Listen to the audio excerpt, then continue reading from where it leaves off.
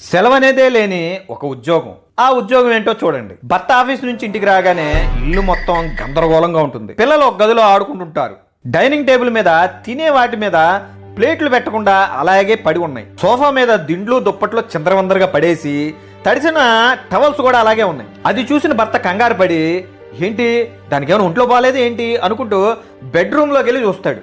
రూమ్లో భార్య ప్రశాంతంగా కుర్చీలో కూర్చొని మొబైల్ పట్టుకొని సినిమాలు చూస్తుంటది. లోపలికి వచ్చిన భర్తను చూసి, వచ్చేసారా, ఎలా గడిచింది ఆఫీసులో ఈరోజు అని అడుగుతుంది. ఆ మాటకి భర్తకి పిచ్చ కోపం వచ్చి, ఇల్లు మొత్తం చిందరవందరగా ఉంటే నువ్విక్కడ తాపీగా కూర్చొని ఫోన్లో సినిమాలు చూస్తున్నావా? అప్పుడు భార్య, మీరు రోజు ఆఫీస్ నుంచి రాగానే రోజంతా ఇంట్లో ఏం చేస్తున్నావు అని అడుగుతారు కదా, ఈరోజు ఏమీ చేయలేదు. అది విన్న భర్తకి అంతా అర్థమవుతుంది.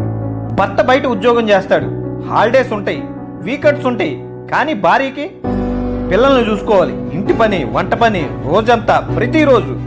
హాలిడేస్ అప్పుడు ఇంకా డబుల్ పని. సమయం లేని, సెలవు లేని, శాలరీ లేని భార్య అనే ఒక ఉద్యోగం. అయినా సరే హ్యాపీగా చేస్తుంది. అంతా నా కుటుంబం కోసమేగా అని ప్రేమతో.